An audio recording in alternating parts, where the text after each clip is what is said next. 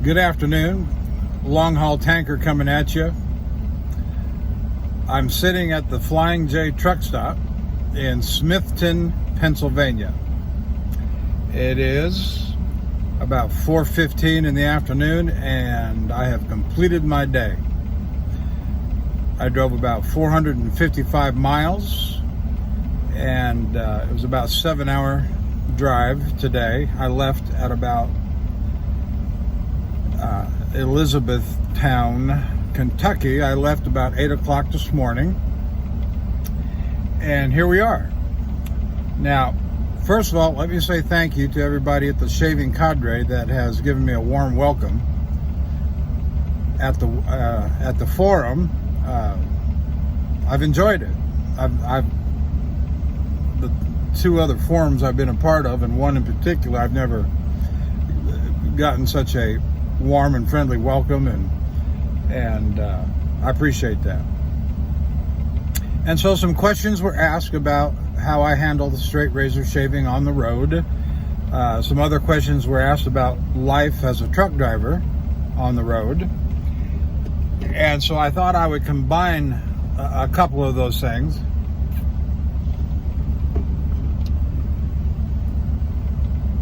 And I'm going to give you a brief tour and show you around the inside of the cab of the truck. I'm not going to spend a lot of time there. Truck driving is just like any other job. It's got its routines, it's got its monotonies, it's got its pleasures, and I enjoy driving a truck. And it also has its frustrations and monotonies, and dealing with other vehicles on the road, both big and small. And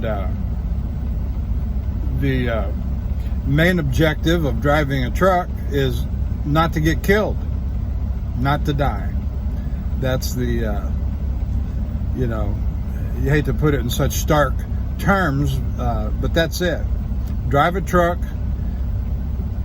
get to your destinations alive, and not have an accident, not hit anything.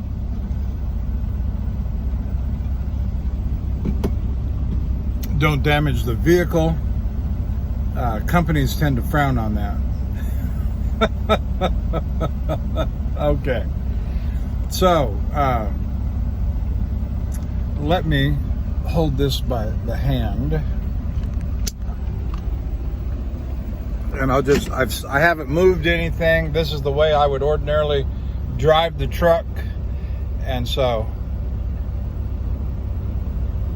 let me see if I can turn this around. Nope, I don't think so. So I'm going to pause and recommence, and it won't take a second.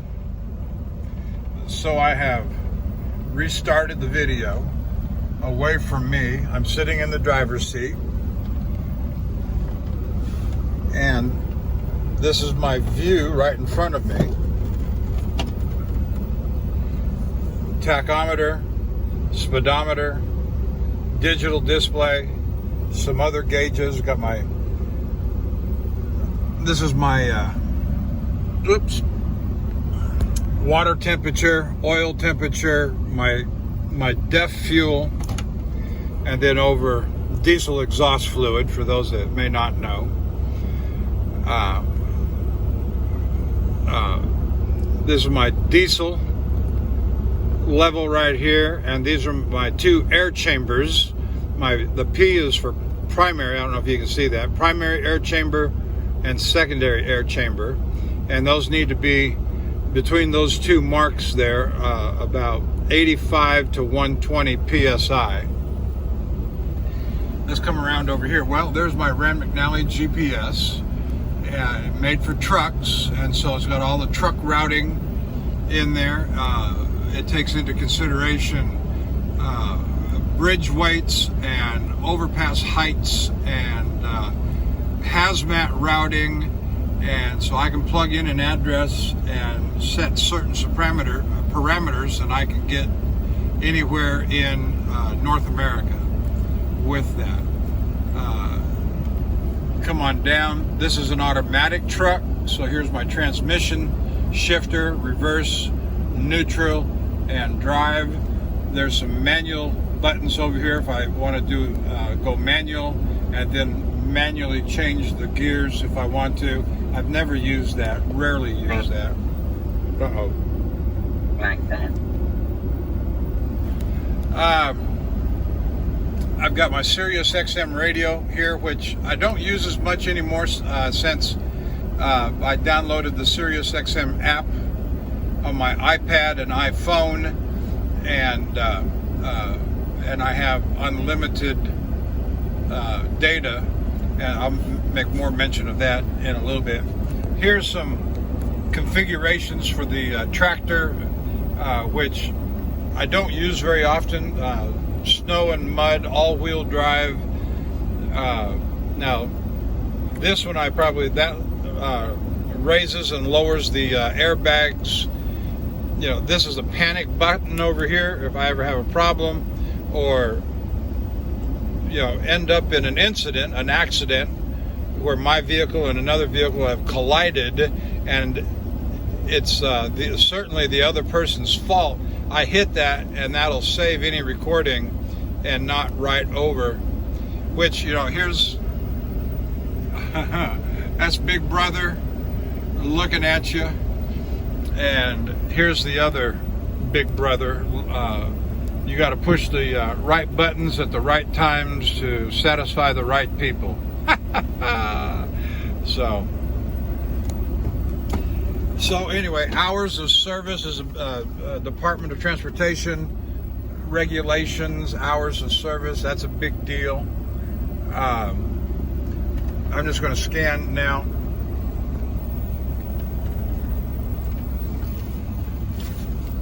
I got a tool bag down there with a pair of shoes, hard hat. I don't know if you can see the hard hat there. Now this is a bottle of window washer, but I use it more for a doorstop than anything else.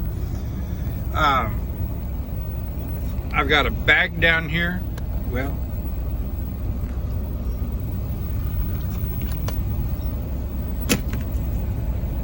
that has some of my personal necessities. I've got vitamins, I've got daily medication, paper towel. I've got my aftershaves tucked away down in there. Here's what I've got. Lime, I don't know if you can, Lime Sec, Panade Clubman. I've got the Lilac Vital,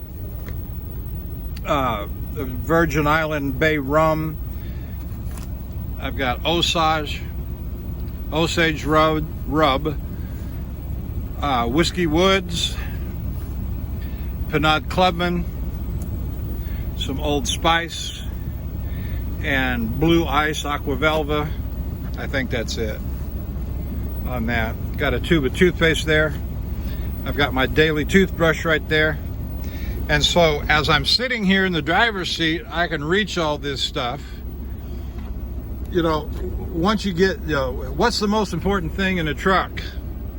Let me pause this and I'll turn it around. No, I'll come at this one. People will ask the question, what's the most important thing about driving a truck? And the safety managers all want you to say safety. And certainly safety is a significant consideration. But it's not the only consideration to be a truck driver or in the truck. And I'll tell you, the older I get, equally important to safety is comfort.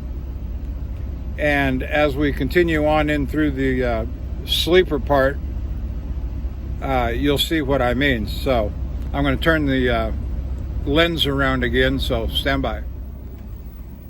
So I'm turning around, facing back toward the sleeper, and you'll start to see some cabinets and my bunk, but I do want to show you,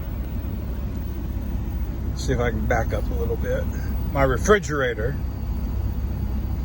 And this is just a dorm size refrigerator, and you can see my containers of food. There's some breakfast burritos right there, and I got some iced tea down there. I've got some fruit cups up here in the door. I got some orange juice there in the bottle. And this refrigerator will hold 15 of those Rubbermaid containers. And that's what I live on the road. I've got, this week I happen to have most of the leftovers from Thanksgiving, and we did not do a turkey. We smoked 2 large briskets. And so I got some good barbecue in there. I got some mac and cheese. I've got some green bean casserole. And right now I don't know what all else, but that'll sustain me. This trip from Houston to Pennsylvania and back will last about 6 to 7 days. And that's plenty of food. Those 15 containers is plenty of food. Now, you may notice I've got this little doorstop that I've just put underneath the door of the refrigerator. And that's to prevent all the stuff from spilling out when I make a right-hand turn. Because everything will just pour out there. Let's get up here, and that's my living space right there. That's my foot space, which is about 18 by 18 inches. And we'll come up this way. I've got a little cabinet over here. I've got cabinets on the top across the back. And let me just go up here. I've got some safety clothing up in there. I got some coveralls and a safety vest, and I got some winter gear, knit cap and some gloves in that bag right there. And then over here I've got a face towel and my shaving bags, dope kits. And these are the plates that I use for dinner. There's my silverware that I use for dinner.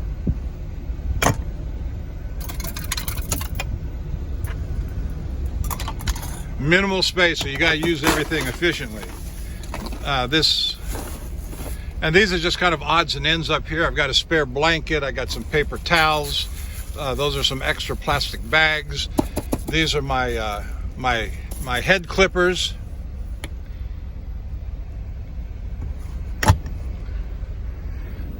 Then over here, I got my washcloths hanging on this cabinet door. Open the cabinet, I've got a mirror right there. I've got some snacks. The red bag is my emergency bag with an extra set of clothing. And because space is such a premium, you just can't haul, 1 or 2 suitcases up here with a change of clothes for every day. This isn't a pleasure trip. So in order to make things easy for my wife and me, frankly, I wear the same set of, well, let me turn this around, pause. So in order to make things easy for my wife and I, more so my wife because she does my laundry at home when I'm away, I just wear 1 set of clothes. If it gets a little bit gamey, one of the nights when I go into the shower, I'll wash everything out. And I say everything, the undergarments, and put on my outer garments and walk back out to the truck and then hang them up in the truck, and they'll be dry by morning. So that's just a quick, and oh, my bunk. Did you notice my bunk? I forgot to show it. Let me get back up. I've got a microwave sitting right there. And I mentioned comfort. I've got all my pillows. I think I've got 9 or 10 pillows scattered throughout here. Everything's strapped down with a cargo net because everything must be secure for traveling purposes. And when I get stopped for the evening, I take the cargo strap loose, put everything where I want it to be. The microwave will come sit on top of the refrigerator. The pillows will get stacked appropriately. I've got curtains that I will draw. You'll see, because I'm going to do it here in a minute. And so it's kind of like a mobile jail cell. You got so much space, you can't go anywhere else. Minimal personal space, but yet it goes 65 miles an hour down the road.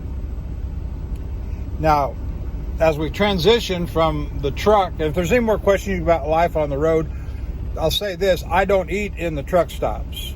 You want to get cancer, you want to die early, you want to get morbidly obese, spend all your time on the road eating the food and garbage that they have for sale in the truck stops. I hardly ever eat in the truck stops. Let me get the holder and put this back in the holder. Okay, now I want to say this as we transition more over to the to the straight shaving. Wait, I get one more thing. I got the iPad here. I don't know if you saw that. And you know, you got to keep yourself entertained too. There's only so many movies and books that you can watch over a space of time that you just get bored, monotonous. No, I can't keep watching all these movies. So, but I do have an iPad. I do watch a lot of different kinds of things. I do have subscriptions to Netflix and Amazon Prime, and so I do. But here lately, for the last couple of years, yes, if I know I'm going to be down for an off duty for an extended period of time, day and a half, 2 days, waiting for whatever reason.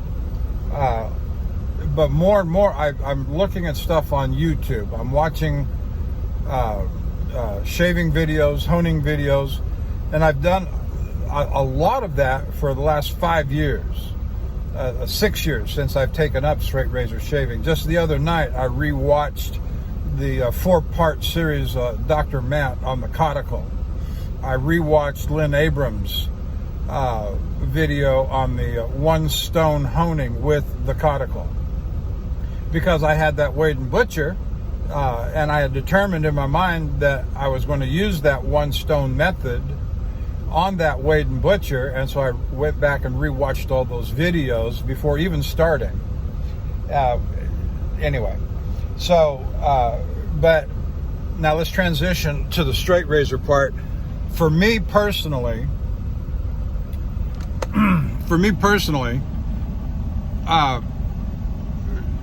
straight razor shaving and trucking are inextricably linked, because I shave in the showers at the truck stops almost every night. Shower and shave. I'm not doing so tonight because the truck stop. Here's something I want to make. There was a question that was asked of me about, oh, you stop in the truck stop, or not a question, but a statement that I wanted to clarify, help understanding, is that rarely do I shave in the public restroom. And I've been on the road long enough, and I know the truck stops. I know my routes generally, from Houston to Calgary, Houston to Toronto, Houston to Pennsylvania, Houston to California. I know where the truck stops are. I know if there's going to be a Love's truck stop in vicinity that I can stop at and use the shower. And there's a reason for that. All the truck stops, Flying J and Pilot, are owned by the same company. The TA and Petros are owned by the same company.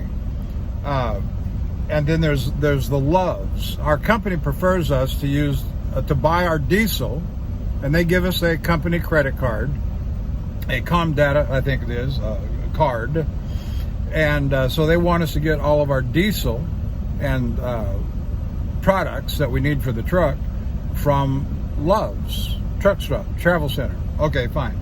And so all of the different truck stops have their rewards plans. And so when I scan the card at the pump to pay for the diesel, I scan this card. Anymore, you do it on the app, and it's already programmed in there on the smart app. And you get points for based upon how many gallons of diesel that you get per month. And I get anywhere from 1,000 to 1,200 gallons per month. And so as you accumulate more gallons purchased, you not only get more points, but you achieve different statuses, like from 0 to 500. Well, you have to exceed 500 gallons and you get gold status. Exceed 1,000 gallons and it's platinum status. Exceed 1,500, I guess I get 1,500 plus, because I'm always diamond status. Anything over 1,500 is diamond status. Now, with those levels of purchase accomplished, you get certain benefits. You get free drinks and refills.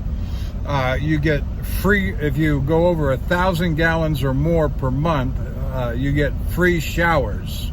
But it's not really free, because I long ago discovered that it's actually our company that pays for the participation in this bonus points reward program.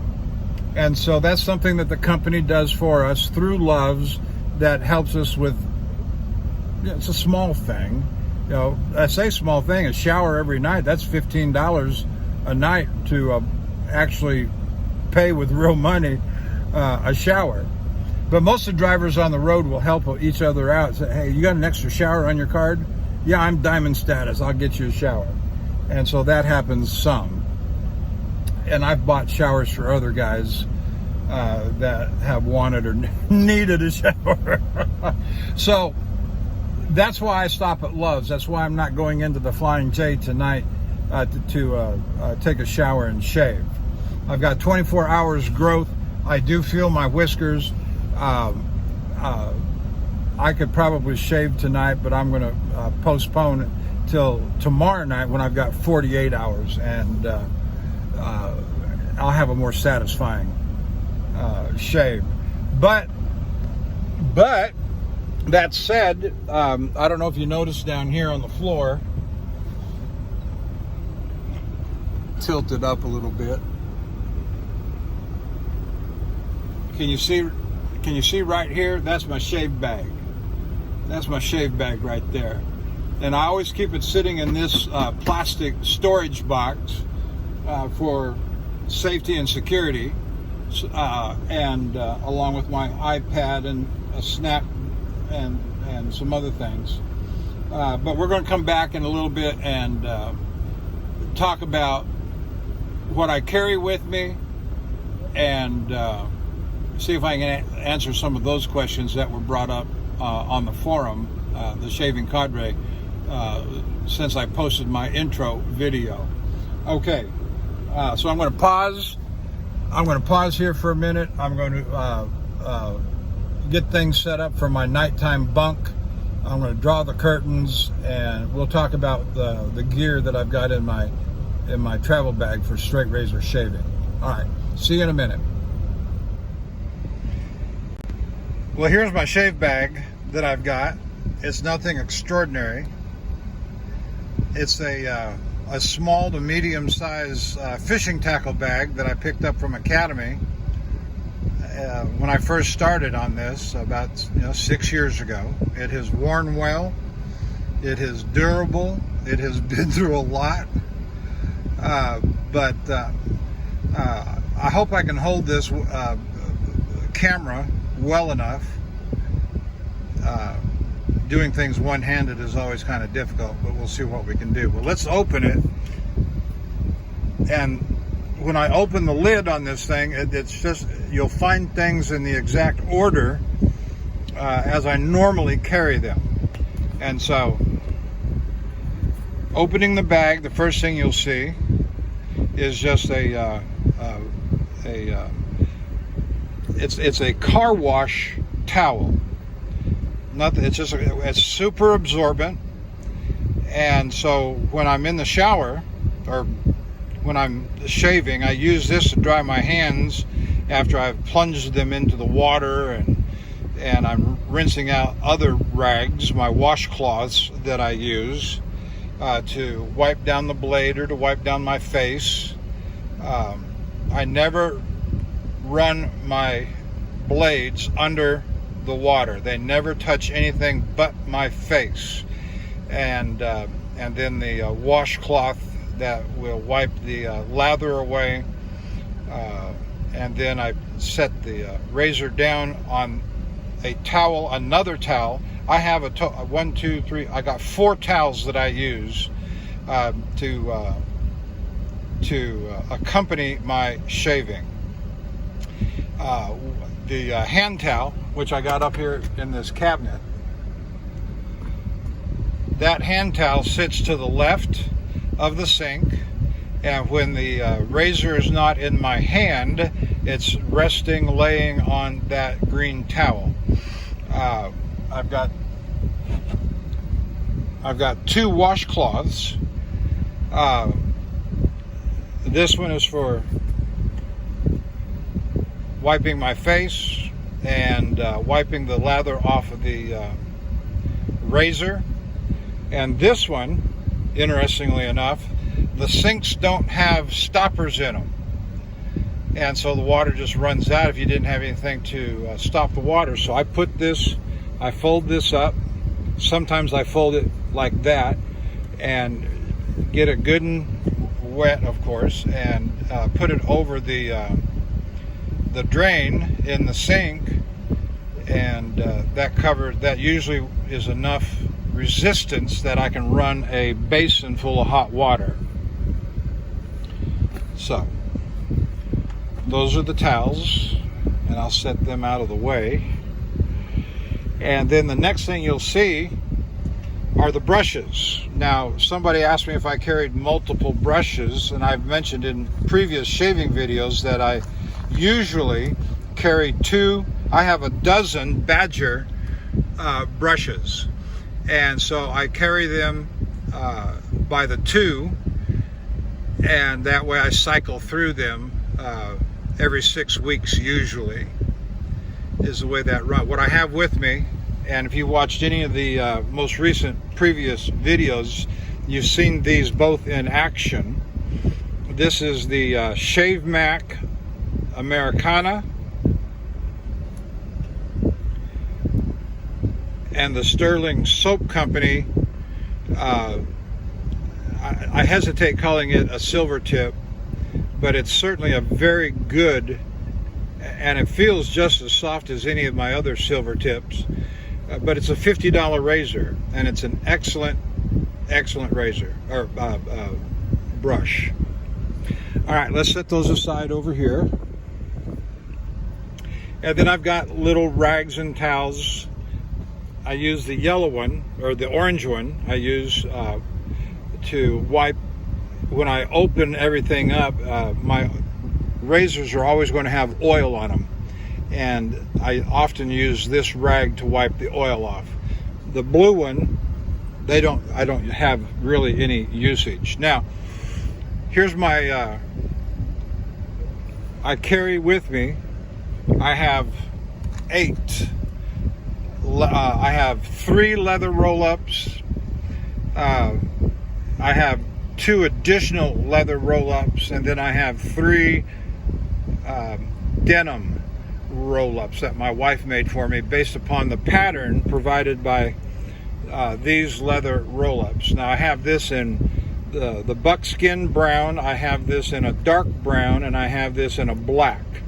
And these are made by Mountain Mike Leathers in California. And they're made out of buckskin, and they're delightful. They're about $200. Again, I have no financial interest. I have no commercial interest in any of the things that I buy or have in my possession. Now, after I have pulled out my razor for the evening and I strop it up and I'm ready to go, I will put it in one of these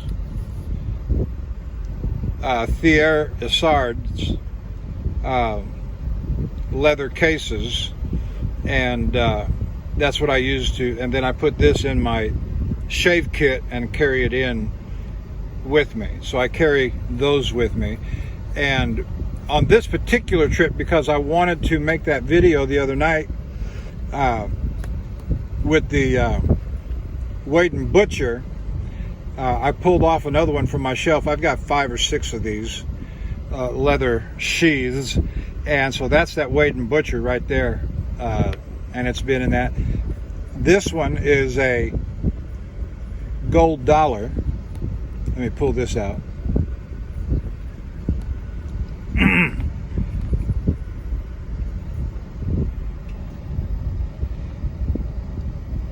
That's a gold dollar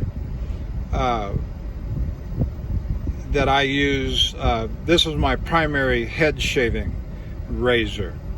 Very thin edge on it, very sharp, and so I've shaved my head with that razor so many times that I'm so accustomed to how it moves, how it behaves, and it's more rags. Yeah, that's my face covering for when face coverings are mandatorily required. Otherwise, it stays right there. So as we move on down,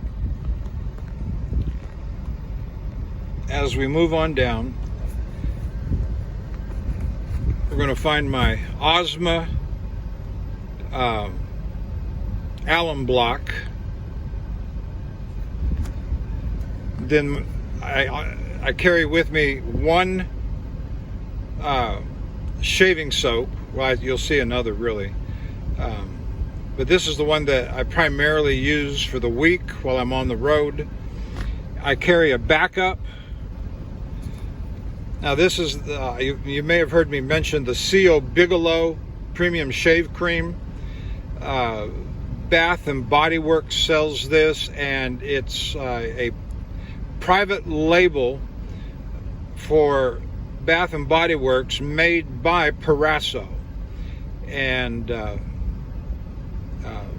it's the equivalent of the Parasso Green. And it's eucalyptus wintergreen scented, and it's an excellent soap. There is nothing wrong with this. But early on in my shavings, 5 or 6 years ago, before I started buying some of these artisan soaps like Sterling, that's pretty much all I used was. So I've kind of eased off on that one, and I carry it as a backup or as an alternative, but I don't use it that often. I bought like 12 of these when they had a sale, and some Bath and Body Works can have some just tremendous sales where you get buy 5 get 3 free. Really? So you just load up on them, which I did. Come on down here. Let me move my bag back a little bit.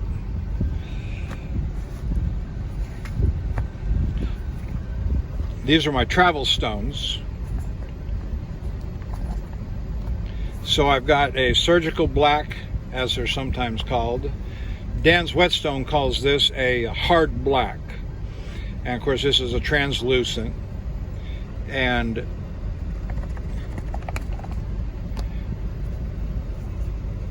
that is a caudicle, yellow caudicle, and these are 4x2. I bought this from Jared at the Superior Shave. These two come from Dan's Whetstone, and if I could buy this same stone in an 8x3, I would. This has probably got the finest edge caudicle that was certainly finer than the two large stones I've got, and they're excellent, but this is supremely excellent. And so that's what I got going there. This is nothing more than a big pocket knife. And then we come down to the strop.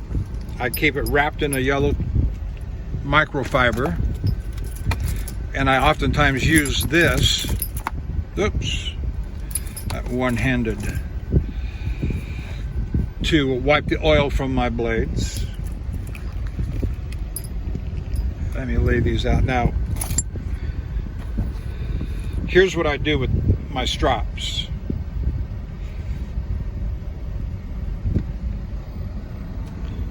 You see those ribs right there? I put my little cord right there, and there's my loop. I take the hook, and there it is. There it is. And I will move back toward the between the two seats.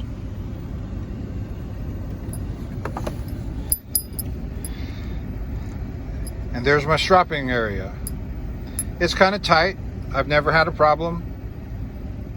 I do my stropping right here in the truck before I go in. Now, this one, Illinois Razor Strop Chicago 361, genuine leather, and I've had this a good long while. I got this early on. My first strop. This is a straight razor design. They were selling, did I get it from them? Premium Strop Company. Premier Strop Company. That's a red Latigo. And this was my first strop. That was about $60. The Illinois was about $45. And I bought this one off of eBay from a razor seller, J.R. Rowe, R-O-W-E. And he was selling these from Duke City Strop Company. I believe they're out of New Mexico, Albuquerque, I think.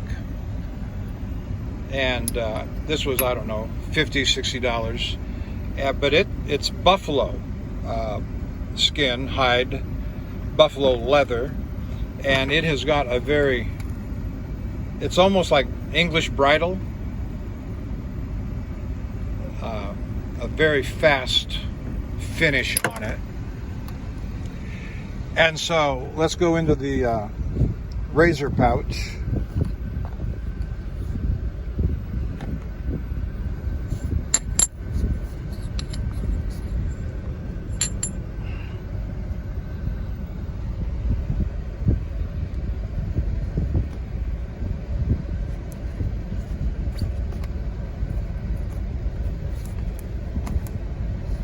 And so the leather roll-ups, they're 7-day, right? So I've got 7 razors.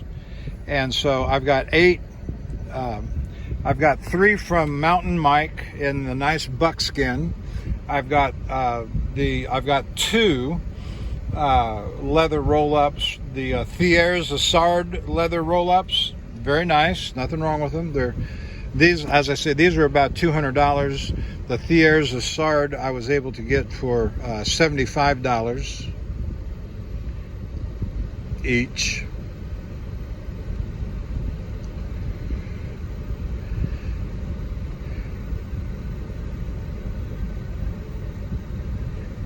And so that's my Ralph Aust. This is my Thiers Assard Bijou de France. This is a Wacker Old Sheffield. This is my new Boker Count Engelbert II. This one is Thiers Assard 6/8 round point buffalo. It's got the little gold engraving with the buffalo. This is the razor I'm going to use tomorrow night, which is a Thiers Assard Spartacus. It's got bone. It's got a bone handle. It's got the gold Spartacus on it. It's got the festoon engraved spine. And this is just but notice how long that edge is. This is probably the longest edge of any razor I've got. It's just something else. And that was finished on a caudicle. It was one of my first major caudicle successes. I remember when I did, I was laying in bed squirting water. My wife's laying next to me. She says,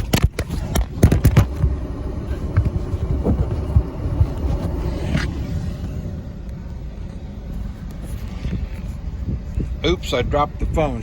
Anyway, she says to me, what are you doing? I said, I'm honing this razor on this yellow caudicle. She said, I wish you'd stop that and turn the light off and let's go to sleep.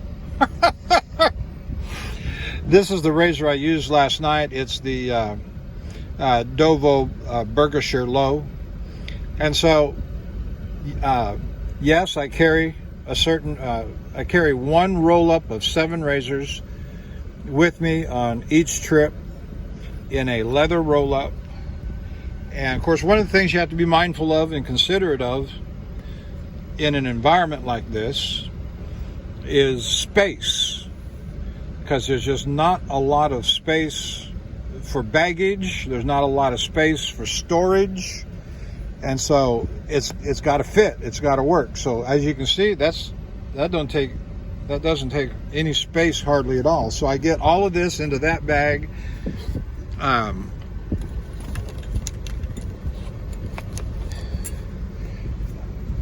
I've got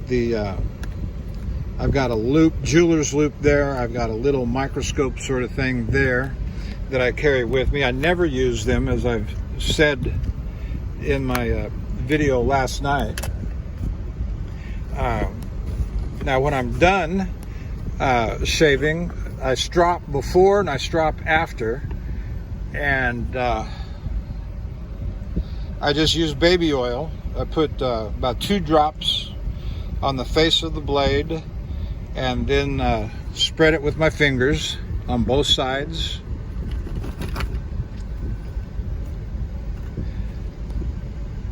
And so that's pretty much my setup, and it's worked well for me for 6 years. I've never damaged a blade. I've never dropped a blade. I've never dropped my stones. You know, and the stones just work just great if I need to. If I come across a razor that needs a touch up, I decide which stone I want to do it on, and or what it was already honed on, and go from there. So that's my setup. Not much to it. All right, let me pause for a second. So like I said, truck driving and straight razor shaving are inextricably linked for me in my life. Truck driving is my job, just like any other job. I just happen to do it at 65 miles an hour. I love to get home and sit and relax with no motion, no sound, no vibration. That's something to get used to in the truck. And then you got another truck that you park beside at night that's got a refrigerated trailer, and you got that extra diesel engine going off right beside your ear. That's something you got to contend with as well. I'm getting some light reflections. Anyway, if you have any questions, drop them in the comments. If you got any comments that you'd like to make, that's fine. It's just, and it's not hard. Let me tell you, I'm amused sometimes by the tenor and tone of some of the comments made by shaving on the road. It's just, it's maybe it's because I grew up in a non-populated state. I grew up, I spent so much time in the woods with my group of friends. We'd go camping and fishing and adventure. In fact, and I haven't been doing this, as I say, but for 10 years, and so this is a second career, you might say. The college thing, I went all the way through the college thing, and like I said last night about getting an education that will actually pay you some money instead of being booted out on your ear every time you say something controversial, which I was not opposed to doing. So when I told my friend, high school buddy, we reconnected about 6 years ago, and well, longer than that. No, told him I was a truck driver, and he was in awe. I like that one comment that came across the forum last night. He said, "This is the most badass thing I've seen all day." Well, thank you. It's just a job. You got to be able to think on your feet. What do you do when you break down in minus 35 degree in North Dakota?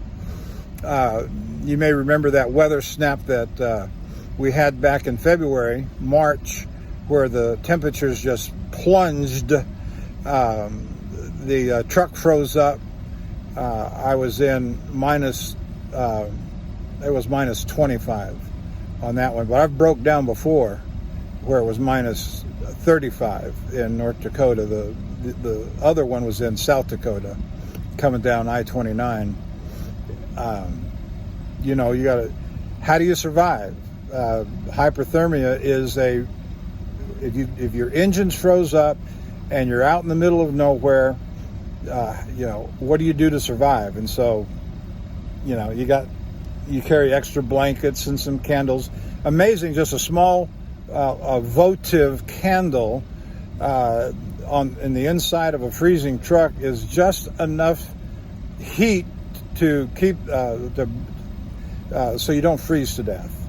It's just enough, so you put them around in different places in the truck. You got an open cabinet over here, you got the dashboard and etc. So you just place them around in these and try to stay warm. Flooding is a big issue. Anyway, I don't need to go through all of that. It's an adventurous life, to be sure, but you got to be able to think on your feet and take care of yourself. And so, under some pretty interesting and extreme circumstances, I wouldn't trade any of the memories that I've got, even under extreme circumstances. I remember one time I took a load up to Winnipeg, to a place we go, and it was minus 11 degrees. And I backed the truck up to where they want the truck unloaded, and minus 11 degrees, and he comes around after he gets everything hooked up and he's ready to unload the truck. He says, "I need to turn the engine off." I said, "You got someplace that I can go sit where I don't freeze?" He said, "No, you need to stay in your truck."